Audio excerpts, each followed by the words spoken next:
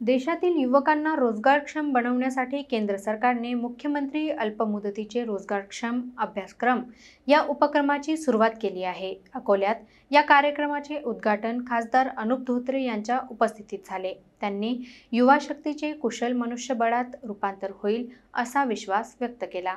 देशातील युवकांना नव्या युगातील कौशल्यांचे प्रशिक्षण देऊन त्यांना रोजगाराच्या नव्या संधी उपलब्ध करून देण्यासाठी केंद्र सरकारकडून मुख्यमंत्री अल्पमुदतीचे रोजगारक्षम अभ्यासक्रम हा अभिनव उपक्रम राबविण्यात येत आहे।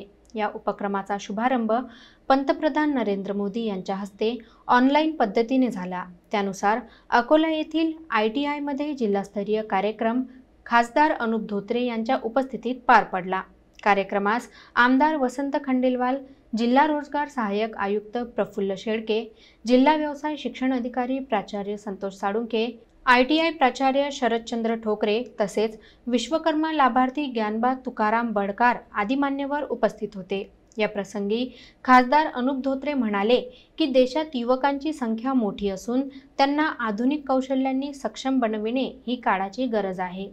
केंद्र शासनाच्या विविध योजनांमुळे युवकांना रोजगार मिळत असून ही युवा शक्तीच देशाचे कुशल मनुष्यबळ बनेल। कार्यक्रमादरम्यान पारंपरिक व्यवसायातील कारागीर व स्थानिक कलाकारांना विशेष आमंत्रण देण्यात आले होते। विश्वकर्मा लाभार्थी ज्ञानबा बडकार यांच्या हस्ते वर्ग कक्षाचे उद्घाटन करण्यात आले। जिल्हाधिकारी संतोष साळुंखे यांनी सांगितले की या उपक्रमाद्वारे कौशल्य शिक्षणाचे विकेंद्रीकरण होत असून अभ्यासक्रमांची निवड स्थानिक मागणी व जनहिताच्या आवश्यकतेनुसार करण्यात आली आहे।